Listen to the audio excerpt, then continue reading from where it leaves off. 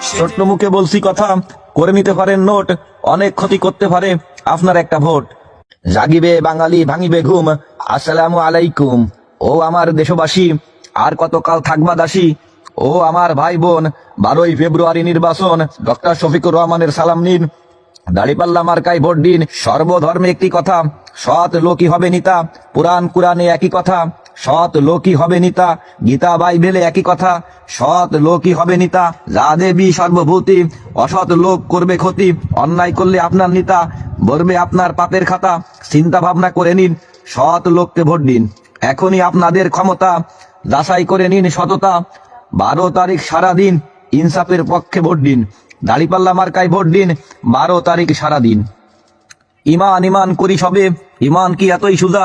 খাঁটি ইমানদার হইয়া বইব না কেহ শয়তানেরই বুঝা।